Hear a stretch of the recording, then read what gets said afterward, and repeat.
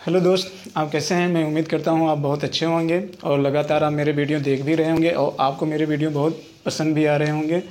ठीक है मित्र, अगर आपको कोई सुधार करना हो तो प्लीज़ कमेंट उस पर करिएगा। मैं कोशिश करूंगा कि ज़्यादा से ज़्यादा चीज़ों को बहुत सुधार करके आपके सामने प्रस्तुत करूं अपने वीडियो को। ठीक है मित्र, तो आइए देखते हैं आज जो एक नई टॉपिक है वह है इतिहास का परिचय। ठीक है मित्र, अब आपका जीएस का एक एक करके वीडियो आएगा और जिसकी शुरुआत हमने किससे की है, इतिहास के परिचय से हमने इसका प्रारंभ किया है। ठीक है मित्र, देखिए इतिहास के परिचय के संदर्भ में यदि हम बात करें, इतिहास के परिचय के अगर हम संदर्भ में बात करें तो इतिहास एक विषय के रूप में मुझे यहाँ पे क्या प्रेरणा देता है मित्र, इतिहास मुझे एक विषय के रूप में क्या प्रेरणा देता है, इस चीज़ को मुझे समझना है। ठीक है, दूसरी चीज़ ये कि अगर हम इतिहास और विज्ञान दोनों के विषयों में आपस में कंपटीशन करें तो हम ये देखें कि कहाँ तक इतिहास एक वैज्ञानिक विषय के रूप में खरा उतरता है, उस चीज़ को भी हम यहाँ पे देखेंगे। और दूसरा हम आपसे ये भी पूछेंगे, आपको अगर इतिहास और वैज्ञानिक जैसे विषयों में वरीयता यदि किसी एक को देना हो तो सबसे ज़्यादा वरीयता आप किसको देंगे। ठीक है मित्र, एक चीज़ ये। दूसरी चीज़ हम आपको ये बताना चाहते हैं कि ज़्यादातर जो छात्र होते हैं वो इतिहास का मतलब जो समझते हैं वो यही समझते हैं कि इतिहास को बहुत ज़्यादा रटना पड़ता है, सिर्फ उसकी समझ एक रटने तक ही ज़्यादातर लोग रखते हैं कि बस इतिहास में सारे शासकों का नाम याद करना है, सारे शासकों के दरबारी का नाम याद करना है। ठीक है मित्र, उनका वंश, उनका साम्राज्य का विस्तार और उनके बीच होने वाले युद्धों के संदर्भ में ज़्यादा से ज़्यादा चीज़ों को मुझे याद करना है। ज़्यादातर इसी को लोग याद करते करते इतिहास को एक बोझ के रूप में ले लेते हैं और एक तरीके से बहुत सारे लोग इतिहास को एक बोरियत सब्जेक्ट के रूप में लेते हैं मित्र। ठीक है, इतिहास को एक बोरियत सब्जेक्ट के रूप में लेते हैं, बहुत उबाऊ सब्जेक्ट के रूप में लेते हैं। लेकिन मित्र, आज जो मैं इतिहास के परिचय आपको बताने जा रहा हूँ, इतिहास का परिचय मैं जो आपको यहाँ पे बताने जा रहा हूँ, आज इस इतिहास के परिचय के बारे में सुनने के बाद मुझे जहाँ तक पूरी उम्मीद है कि आपके अंदर इतिहास के प्रति रुचि जग जाएगी, इतिहास में पढ़ने के लिए आपकी लगन लग जाएगी और इससे आप बहुत कुछ सीखेंगे। तो आज यहाँ पर इतिहास के परिचय में हमने यहाँ पर 3 महत्वपूर्ण टॉपिक को लिया है मित्र।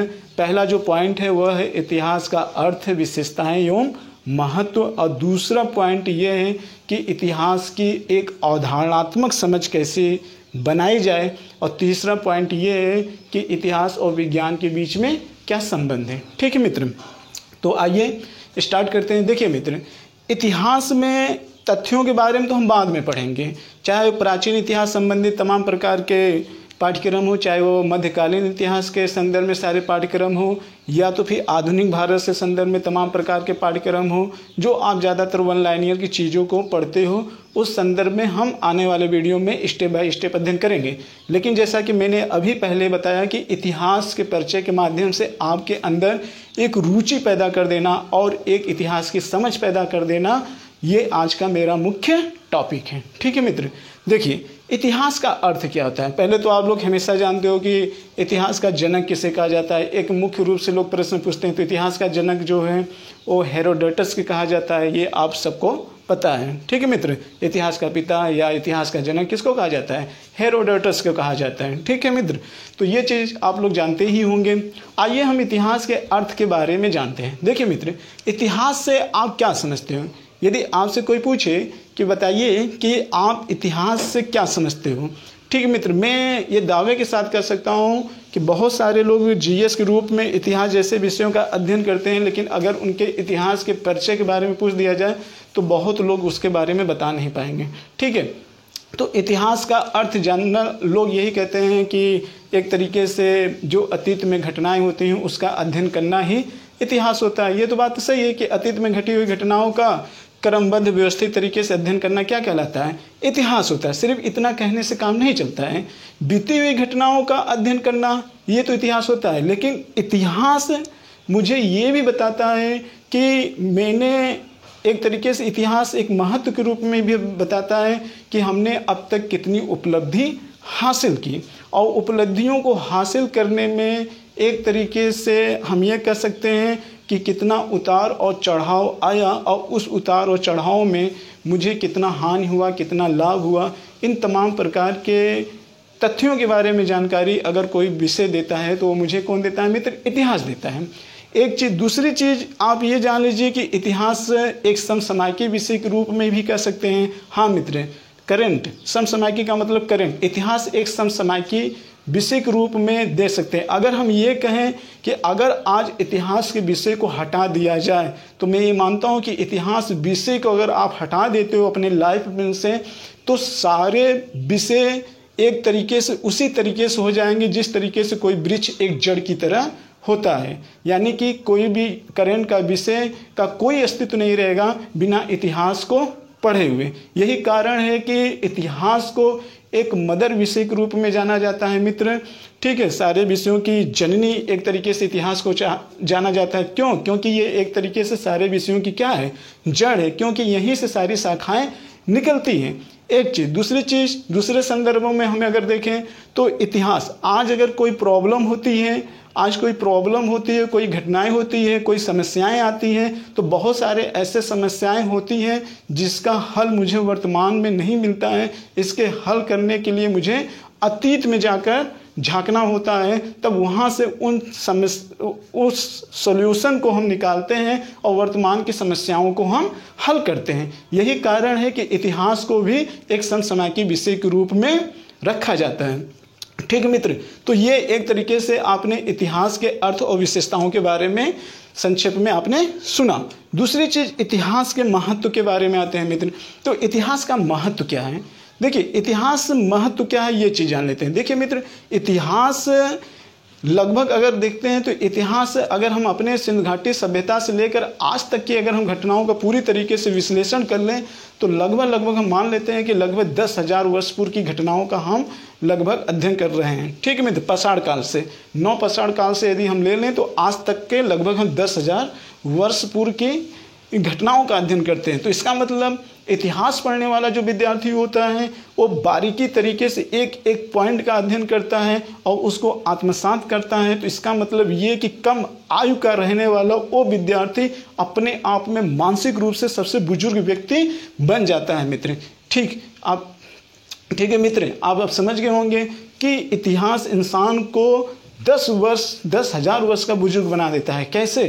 क्यों? क्योंकि इतिहास में आप बीती हुई घटनाओं को एक चीज़ को दूसरे चीज़ से जोड़ते हैं तो आपका एक तरीके से दिमाग जो होता है वो ब्रॉड हो जाता है। और मैं मानता हूँ कि इतिहास का पढ़ने वाला व्यक्ति से बड़ा कूटनीतिज्ञ कोई हो ही नहीं सकता है मित्र, निश्चित रूप से कोई नहीं हो सकता है। बहुत सारे ऐसे इतिहासकार हैं मित्र जो ये कहते हैं कि अगर आपको विश्व के इतिहास को समझना है या अंतर्राष्ट्रीय संबंध को समझना है तो सबसे पहले व्यक्ति के मानसिक स्थिति को समझना होगा। बिना व्यक्ति के मानसिक स्थिति को समझे हुए, बिना इतिहास को समझे हुए किसी भी देश के, किसी भी स्थान के वहाँ की मानसिक स्थिति को आप तब तक नहीं समझ सकते हो जब तक वहाँ के अतीत घटनाओं का आप अध्ययन नहीं कर सकते हो। ठीक है मित्र, इसलिए अंतर्राष्ट्रीय संबंध बनाने के लिए वर्तमान में मुझे अतीत में वहाँ के संस्कृतियों को अध्ययन करना होगा ताकि हम उस जगह के व्यक्तियों की मानसिक स्थिति को पढ़कर उनके साथ हम अच्छा कूटनीतिक जैसा व्यवहार अपना सकें। ठीक है मित्र, तो ये एक इतिहास की ये एक बहुत बड़ी प्रासंगिकता है, ये भी समझिएगा।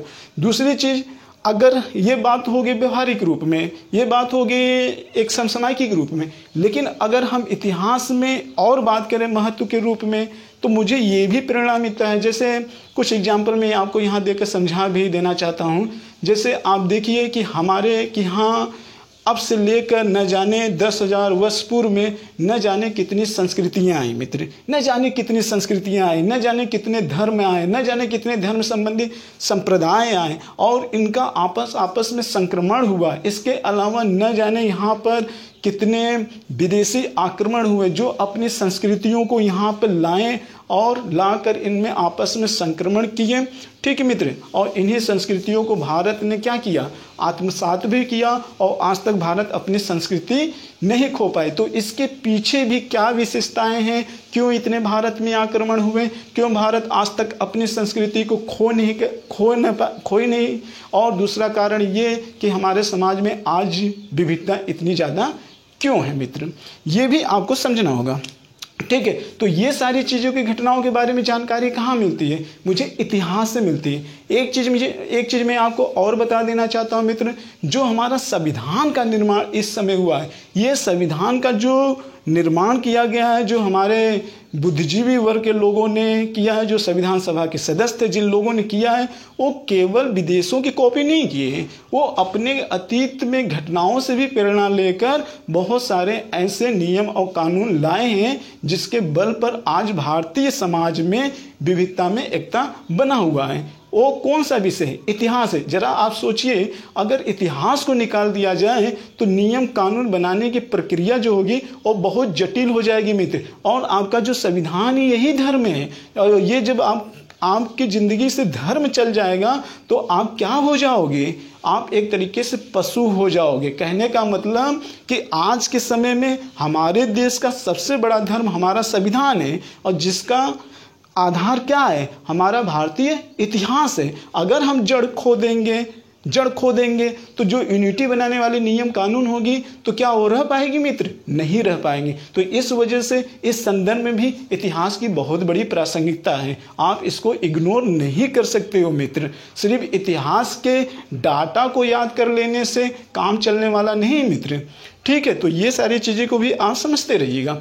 अब देखिए, इतिहास के संदर्भ में अवधारणात्मक समझ के संदर्भ में ये तमाम प्रकार के ऐसे इतिहासकार हैं जो इतिहास के विषयों की प्रासंगिकता के बारे में बताए हैं, जिसको आइए हम समझते हैं इस संदर्भ में। देखिए मित्र, बहुत सारे ऐसे इतिहासकार हैं, इसमें से कुछ इतिहासकार ऐसे हैं जो वैज्ञानिक विषयों को छोड़कर इतिहास के विषयों में रुचि पैदा कर इतिहास का अध्ययन किया है। जी मित्र, हाँ, जैसे हम डॉक्टर यहाँ पे डी.डी. कोसाम्बी के बारे में देख लेते हैं। डी.डी. कोसाम्बी जो इतिहासकार हैं, ये गणित के प्रोफेसर थे और इसके अलावा वैज्ञानिक में जेनेटिक यानी कि आनुवांशिकी से इनका संबंध था। लेकिन वो क्षेत्र छोड़कर इन्होंने अध्ययन किसका किया, इतिहास का अध्ययन किया मित्र। और इन्होंने ये बताया कि इतिहास जो है इसमें वैज्ञानिक अप्रोच पाया जाता है। इसके लिए इन्होंने तमाम प्रकार के एग्जाम्पल दिया, जैसे कि मैं वो चीज़ें आपके सामने चर्चा कर रहा हूँ। जैसे कि हम मान लेते हैं सिंधु घाटी की सभ्यता। अगर हम सिंधु घाटी सभ्यता के संदर्भ में बात कर लें मित्र, इसके अलावा हम त्रिकोणात्मक युद्ध के संदर्भ में बात कर लें, इसके अलावा कन्नौज की राजधानी के संदर्भ में बात कर लें, इसके अलावा मगध में पाटलिपुत्र को राजधानी के संदर्भ में बनाने की बात कर लें, आखिर में ऐसा क्या कारण था कि हर्षवर्धन के समय कन्नौज की राजधानी काफ़ी ज़्यादा प्रासंगिक हो गई थी। और ऐसा क्या कारण था कि प्राचीन इतिहास में हर्यक वंश से लेकर गुप्तु वंशों तक देखेंगे, जो मगध था वो प्रशासनिक केंद्र भारत का बना हुआ था। ऐसा क्या कारण था कि भारत में पूरी सभ्यता न बसकर सिर्फ सिंधु नदी के किनारे ही आखिर में सिंधु घाटी सभ्यता का डेवलपमेंट क्यों हुआ? तो इसके पीछे कारण बताया गया है मित्र। अब इसके पीछे कारण बताने का मतलब कि बहुत सारे ऐसे कारण हैं जिसमें आर्थिक कारण भी है, भौगोलिक कारण भी है, राजनीतिक कारण भी है मित्र। ठीक है, तो ये तीन मुख्य कारण हैं, एक तो भौगोलिक, राजनीतिक और आर्थिक। ये धार्मिक कारण भी आप ले सकते हो। यानी डॉक्टर कोसाम्बी ने ये बताया कि जो घटनाएं जहां घटी होती हैं उसके पीछे कहीं ना कहीं भौगोलिक, राजनीतिक, आर्थिक जैसे कारण होते हैं मित्र। किसने बताया है? डॉक्टर कोसाम्बी ने इस चीज़ को बताया। क्यों? इतिहास के जब इन्होंने अध्ययन किया और ये पहले से साइंटिफिक थे, मतलब कि साइंटिस्ट थे, वैज्ञानिक थे, तो इन्होंने इस पर विचार किया। तो इन्होंने ये कहा कि ये सारी पीछे जो रीजन है वो क्या है, उसके पीछे ऐतिहासिक कारण है मित्र। तो इन्होंने इतिहास को एक विज्ञान के विषय की श्रेणी में लाकर खड़ा कर दिया। कैसे लाकर खड़ा कर दिया मित्र? आज भी अगर कोई नगर नियोजन का निर्माण कहीं किया जाता है, अगर इंजीनियरिंग जैसे चीज़ों को पढ़ाया जाता है, तो मुझे प्रेरणा कहाँ से मिलती है? सिंध घाटी सभ्यता से प्रेरणा मिलती है मित्र। अगर आप सिंध घाटी सभ्यता के नगर नियोजन के बारे में देख लोगे तो उसमें इतने 1000 वर्ष पूर्व, 5000 वर्ष पूर्व भी उसमें इंजीनियरिंग की क्वालिटी बहुत बेस्ट देखने को मिलती थी। तो कौन बताया था? उसके पीछे सांस्कृतिक कारण था। इसका मतलब डॉक्टर कौशाम्बी ये बताना चाहते थे कि इतिहास भी एक तरीके से वैज्ञानिक विषय है और इससे भी हमको प्रेरणा लेना चाहिए, क्योंकि इतिहास में घटने हुए घटनाएं के पीछे कारण क्या है? वैज्ञानिक कारण है। ठीक है मित्र, इसके अलावा देखिए डॉक्टर कौशाम्बी या डी कौशाम्बी जो है इतिहास में घटने वाले परिवर्तन के पीछे, समाज में घटने वाले परिवर्तन के पीछे इन्होंने कई कारण बताए मित्र। लेकिन कार्ल मार्क्स जो था, हाँ मित्र, कार्ल मार्क्स का नाम आपने तो सुना ही होगा। ठीक है, कार्ल मार्क्स ने क्या बताया था? कार्ल मार्क्स सिर्फ एक कारण बताता है। वो कहता है कि समाज में जितने परिवर्तन आते हैं, चाहे वो आर्थिक परिवर्तन आए, चाहे वो राजनीतिक परिवर्तन आए, चाहे वो सांस्कृतिक परिवर्तन आए, लेकिन सबके पीछे परिवर्तन का कारण जो होता है मित्र, वो आर्थिक होता है। किसने बताया? कार्ल मार्क्स ने बताया था। और इसी के आधार पर उसने वर्ग संघर्ष की भी अवधारणा दी थी। और वर्ग संघर्ष का किसके बीच? सर्वहारा वर्ग और बुर्जुआ वर्ग, यानी पूंजीपति वर्ग और श्रमिक वर्ग, दो वर्गों के बीच में संघर्ष हमेशा होता है मित्र। ठीक है, ये कार्ल मार्क्स की अवधारणा थी कि इस पूरे समाज में परिवर्तन पीछे कारण क्या होता है? आर्थिक कारण होता है। इसको प्रूव भी कर सकते हैं, इसको प्रूव करने का भी हम प्रयास कर रहे हैं। देखिए मित्र, आप जरा सोचिए, एक बार आप जरूर सोचिए, ध्यान से सुनिए।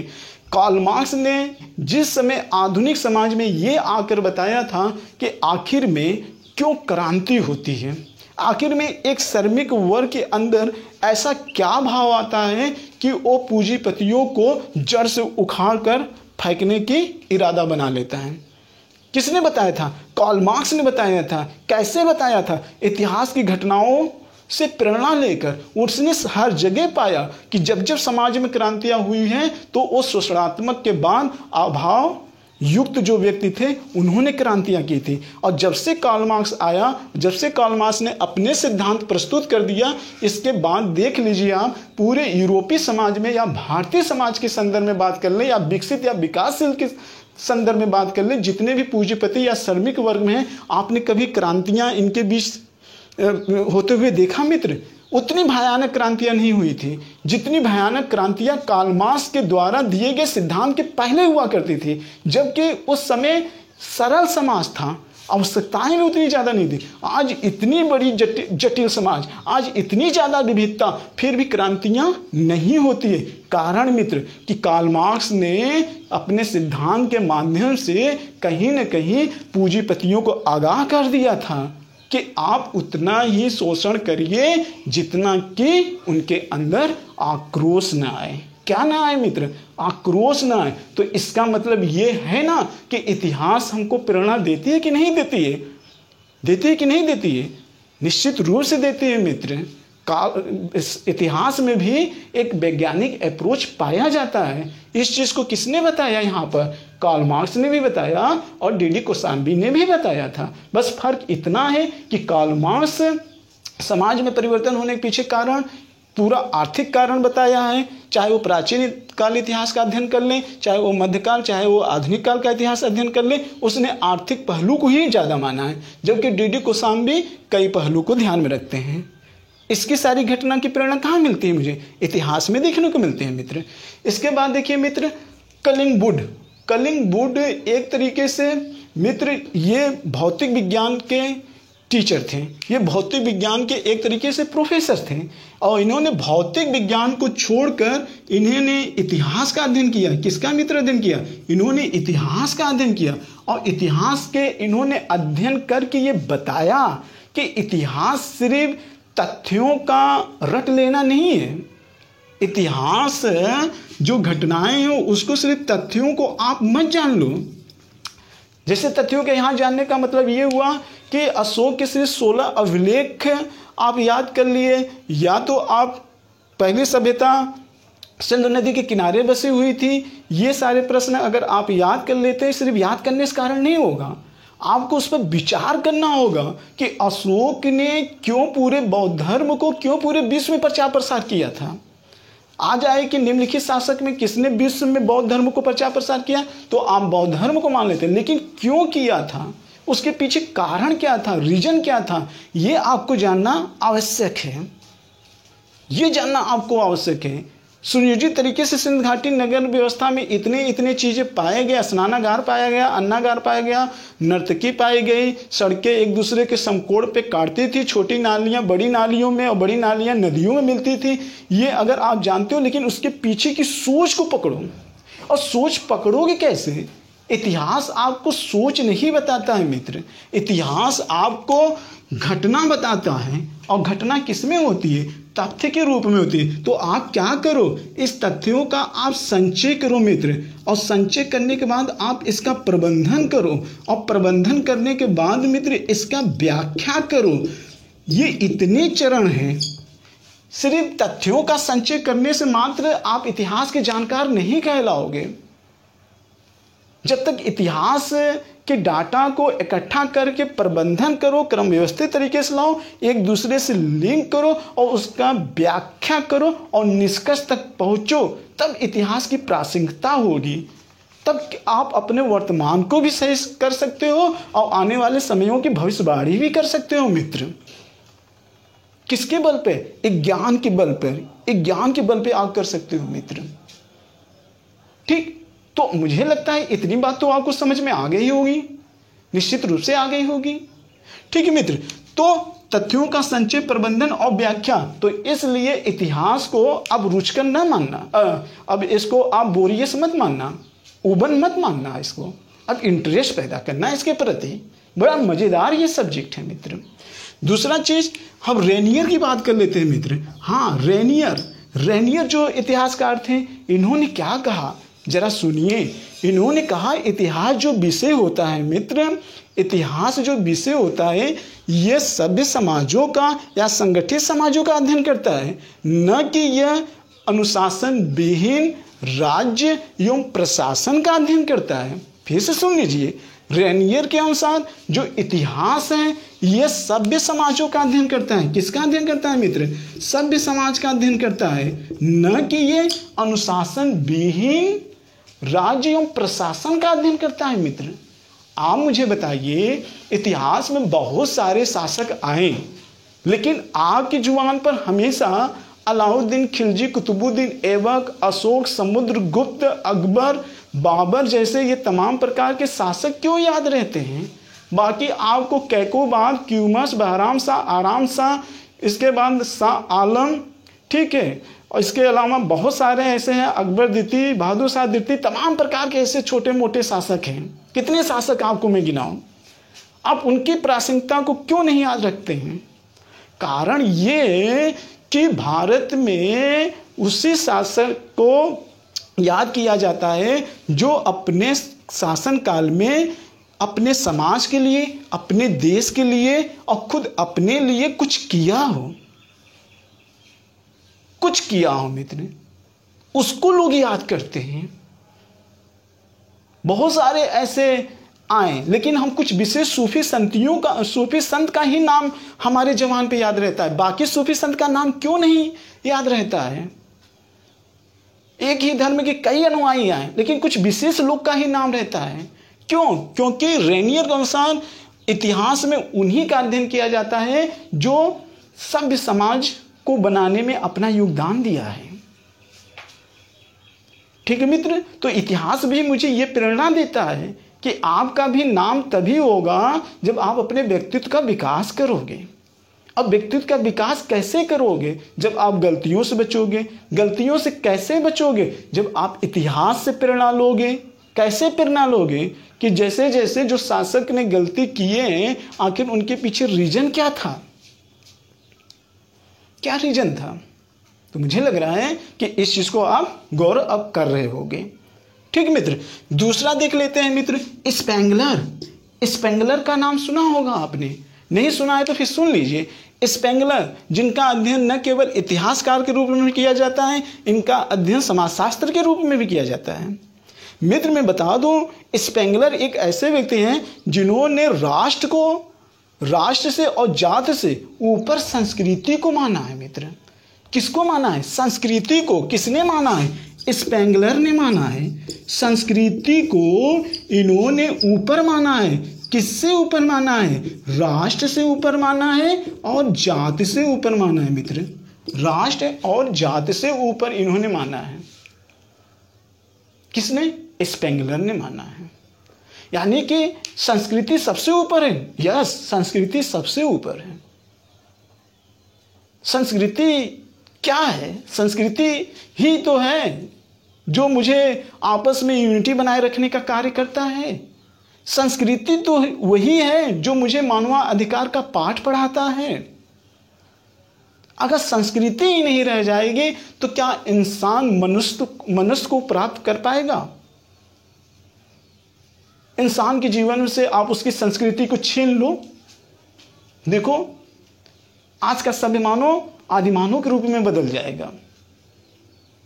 ठीक है मित्र, तो अपने संस्कृति को कभी खोना मत। यदि राष्ट्र और अपने जात के रूप में अच्छा बनाना है तो किसने कहा है? स्पेंगलर ने कहा है। मित्र तो मुझे लग रहा है ये बातें आपको समझ में आ गई होगी। इसके अलावा डॉक्टर भंडाकर ने क्या कहा ये भी सुन लीजिए।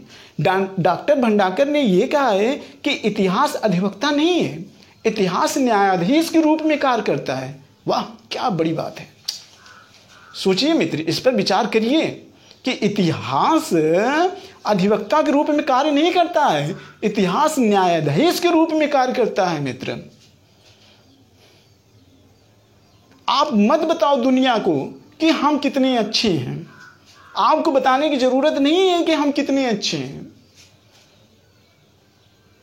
या मूर्खों के द्वारा ताली बजा देने से किसी व्यक्ति के संदर्भ में यह मत समझ लेना कि वो आप अच्छे हो। आपके संदर्भ में अगर कई मूर्ख ताली बजा दे तो आप ये मत समझना कि आप अच्छे हो। आप कितने अच्छे हो ये आने वाला भविष्य बताएगा। क्यों? क्योंकि आज का समाज आने वाले कल के लिए आपका इतिहास बन जाएगा। ठीक है मित्र, किसने कहा? डॉक्टर भंडाकर ने कहा आप अधिवक्ता के रूप में अपनी सफाई मत दो, इतिहास बता देता है, क्योंकि इतिहास से बड़ा न्यायाधीश कोई नहीं होता है। ठीक है मित्र, तो मुझे लगता है कि हमारी बातें आप इस चीज को समझ रहे हो। तो ये एक अवधारणात्मक समझ है इतिहास की। इतने आपके सामने जितने भी इतिहासकार का मैंने नाम लिया, ये एक तरीके से इतिहास के परिचय बता रहे हैं आपको कि आप इतिहास के प्रति बोरियत मत महसूस करो। इतिहास इतना रुचि था कि मैंने साइंस जैसे विषयों को छोड़कर मैंने इतिहास को पढ़ा और इसको वैज्ञानिक दृष्टिकोण भी प्रदान किया। ठीक है मित्र, तो संक्षेप में मैं आपको इतना ही कॉन्सेप्ट के रूप में बता सकता हूं। दूसरी चीज मित्र, इतिहास बनाम विज्ञान, तमाम प्रकार की चीजें हैं। इतिहास बनाम विज्ञान, क्या इतिहास आपको एक वैज्ञानिक दृष्टिकोण देता है?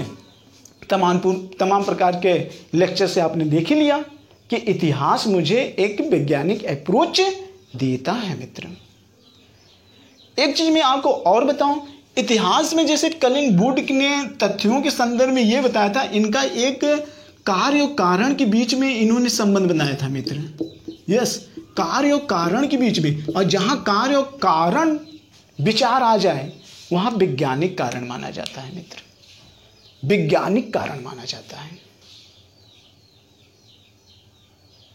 ठीक मित्र, जरा आप सोचिए कि किसी घटना के पीछे 3 कारण होते हैं। मित्र मुख्य रूप से 3 कारण। हम कारण की टाइप की बात कर रहे हैं। कौन कारण? एक कारण होता है गौड़ कारण। मित्र गौड़, एक होता है मुख्य कारण और एक कारण होता है मूल कारण। मित्र मूल कारण, गौण कारण, मुख्य कारण और मूल कारण में क्या अंतर है? क्या अंतर है? किसी भी घटना के पीछे मैंने कहा 3 टाइप के कारण होते हैं, 3 टाइप के, एक गौण, एक मुख्य और एक मूल कारण। जैसे आप कभी समझते हो, आप हमेशा डायलॉग बोलते हो, अब तुम्हारे पाप का घड़ा भर गया है। क्यों? कारण ये होता है कि गौण कारण आते हैं तो हम बर्दाश्त कर ले जाते हैं, लेकिन गौण कारण से धीरे धीरे इंसान का जब मन बढ़ जाता है तो वो अपने हदें पार कर देता है, और जब वो अपने हदें पार कर देता है तो वही कहा जाता है पाप का घड़ा तुम्हारा अब भर गया। जरा समझते हैं ऐतिहासिक दृष्टिकोण से, समझते हैं इस चीज को। जैसे आप 1857 की क्रांति को ले लो। हाँ मित्र, 1857 की क्रांति के पीछे क्या कारण था? गौण कारण क्या था, मुख्य कारण क्या था और मूल कारण क्या था? तो देखिए मित्र, मेरा जो वैचारिक सोच है, मेरा ये वैचारिक सोच है कि जो सबसे प्रबल कारण होता है वो मूल कारण होता है, मूल कारण। और गौण कारण ये जो चलता रहे, बर्दाश्त करते रहे। मुख्य कारण का मतलब एक तरीके से कि अब धीरे धीरे सीमा क्या जा रही है, बाहर जा रही है, मतलब अब आपा खोने की स्थिति आ रही है। अंग्रेजों ने क्या किया भारतीयों के साथ? उनका आर्थिक शोषण किया मित्र, उनका आर्थिक शोषण किया। आर्थिक शोषण जब उन्होंने किया 1857 की क्रांति के पहले, भारतीयों को आर्थिक शोषण बहुत किया मित्र। उनके खेत छीन लिए, उनके खलियान छीन लिए, उनके उद्योग नष्ट कर दिए, उनसे रोजगार छीन लिए। भारतीयों ने बर्दाश्त कर लिया, बर्दाश्त कर लिया भारतीयों ने। और ये बर्दाश्त करने की उपज भारतीय संस्कृति में थी।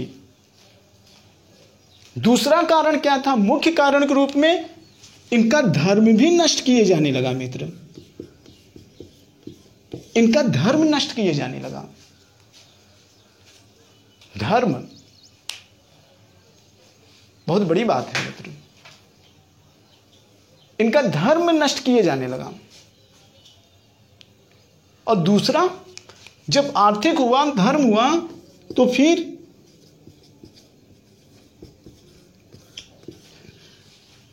इनके साथ दुर्व्यवहार, इनका सम्मान धीरे धीरे जाने लगा। अर्थ चला गया, बर्दाश्त कर लिए, धर्म चला गया, बर्दाश्त कर लिए, लेकिन इन्होंने इनके जो संस्कृति से जुड़े हुए क्षेत्र थे, जहां इनको खुशी मिलती थी, उसको भी नष्ट करने लगे। कुल मिला जुलाकर मूल कारण में आ गया क्या? सम्मान। और जब सम्मान ही नहीं बचेगा तो फिर जीवन किस काम का? तो मनुष्य का जीवन लेना ही बेकार है। जहां तक हो सके अपने सम्मान की रक्षा करनी चाहिए, जहां तक हो सके मित्र, सम्मान की रक्षा करनी चाहिए। आपके अंदर सम्मान की भावना नहीं तो आपके अंदर पुरुषार्थ की भावना नहीं है। अगर पुरुषार्थ की भावना नहीं है तो जीवन लेना व्यर्थ है। और इतिहास मुझे इस बात की प्रेरणा देता है, जिन लोगों ने अपने सम्मान के लिए लड़ा है, इतिहास उन्हें याद करता है, याद करता है मित्र। अगर कोई ना याद भी करे, कोई जाने न भी, लेकिन खुद इतना कर लो कि आप अपने आप को जान जाओ। ठीक है मित्र, मेरी बातें समझ में आ रही होगी। तो देखते हैं मित्र, गौण कारण क्या हो गया? आर्थिक कारण, मुख्य कारण धार्मिक, लेकिन किसके संदर्भ में? भारतीय के संदर्भ में। लेकिन अगर कालमास के संदर्भ में अगर आप बात करोगे मित्र, चारवाक के संदर्भ में अगर आप बात करोगे, तो वो आर्थिक कारण को मुख्य कारण मान लेंगे, क्योंकि हर व्यक्ति का अपना अपना दर्शन अलग अलग होता है।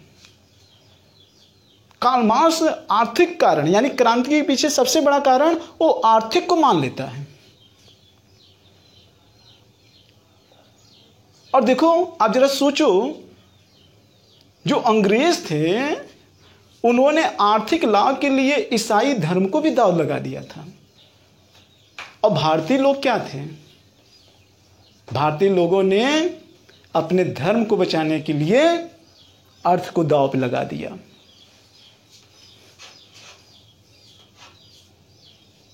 यही कारण है कि भारतीय देवभूमि के नाम से जाना जाता है और जाना जाएगा। क्यों? क्योंकि वो भारत के मिट्टी के कण कण में बसा हुआ है, कण कण में बसा हुआ है। आइए, तो ये विचारधाराओं के रूप में ये चीजें यहां पे जानी जाती हैं मित्र। तो आप ये सारी चीजें समझ भी रहे होंगे। धर्म के बारे में एक डायलॉग मैं आपको बता देता हूं भारतीय के संदर्भ में। फिल्म का आप देख लीजिएगा, फिल्म का नाम था तूफान, अमिताभ बच्चन की फिल्म थी। उसमें एक डकैत रहता है और वो काफी ज्यादा कहीं से सोना हीरा चुरा कर कहीं गाड़ देता है और उसको सजा हो जाती है। वो कई वर्षों के बाद आता है, लेकिन उसके नीचे मंदिर स्थापित हो जाती है। मंदिर, बजरंगबली की मंदिर बन जाती है। था वो डकैत, लेकिन वो पब्लिक के सामने उस मंदिर को उखाड़ नहीं सकता था। और वहीं पर वो बोलता है कि ये लोग सामान्य बातों पर चूहे और बिल्ली की तरह घर में भाग जाएंगे, लेकिन जहां धर्म की बात आएगी यहां ये शेर की तरह सामने आकर खड़े हो जाएंगे। मुझे चोट पहुंचा दो चलेगा, मेरा घर लूट लो, मेरा अनाज लूट लो, मेरा गहना लूट लो, चलेगा, लेकिन मेरी आस्था को मत लूटो, ये नहीं चलेगा। उसका भाव वहां पे ही था। तो इससे प्रेरणा लेनी चाहिए। इसीलिए देखिए, कोई मंदिर की तरफ बुरी निगाह से कोई देख ले, देखिए क्या होता है। या मस्जिद, यानी जहां भी आस्था का केंद्र बिंदु, जहां भी आस्था जिसकी हो, क्योंकि ईश्वर नजर होनी चाहिए। ईश्वर तो सब में पाया जाता है। ठीक है मित्र, दूसरा इतिहास का प्रेरणा एक फिल्म में मैं आपको बता दूं। आपने बाहुबली तो देखी ही होगी, महेंद्र बाहुबली, बाहुबली 2 में देखिएगा, उसमें कडप्पा के द्वारा डायलॉग बोला गया। जब वो अपनी मां बचाने के लिए अपना आपा खो देता है और शत्रुओं की तरफ बढ़ता है मरने के लिए, तो वही कडप्पा उससे कहता है कि मां के बचाने आए हो कि खुद मौत के गले लगाने आए हो। संयम से काम लो और अपने बाप की तरह, अमरेंद्र बाहुबली की तरह सोचो। इसका मतलब क्या?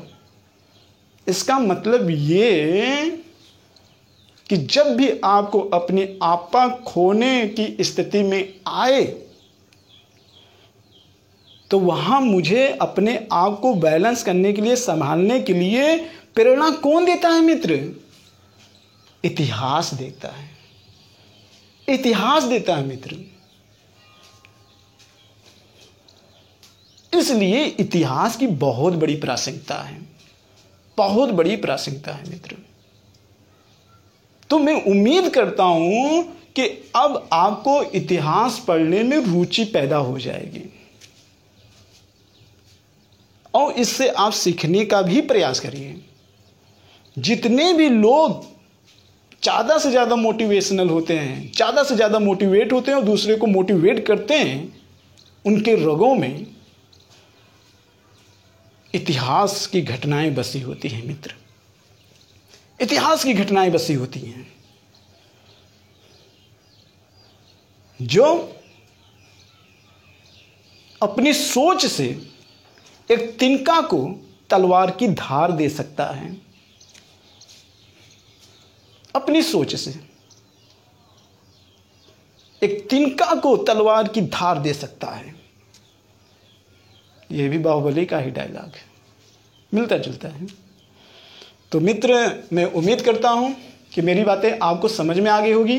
इसके बाद जो नेक्स्ट वीडियो आएगा आपके सामने, वह पाषाण काल से आएगा इतिहास में। पाषाण काल के बाद हम सिंधु घाटी सभ्यता के बारे में चर्चा करेंगे। सिंधु घाटी सभ्यता के बाद हम वैदिक काल के बारे में चर्चा करेंगे। वैदिक काल के बाद हम पहला वंश इतिहास का हर्यक वंश से चर्चा करना चालू करेंगे, जहाँ से महाजनपदों के उदय से लेकर जाएंगे और पूरे प्राचीन इतिहास तक लेके जाएंगे, अरबों के आक्रमण तक। फिर अरबों के आक्रमण से लेकर मध्यकालीन इतिहास में प्रवेश करते हुए आधुनिक भारत के प्रारंभ प्लासी के युद्ध तक आएंगे और फिर वहां से प्लासी के युद्ध से देश के आज़ादी तक आएंगे और देश के आज़ादी से लेकर 1991 के तक आएंगे आर्थिक संकट की स्थिति में या आर्थिक सुधार की स्थिति में। उसके बाद 1991 से लेकर आज तक की स्थिति में आएंगे।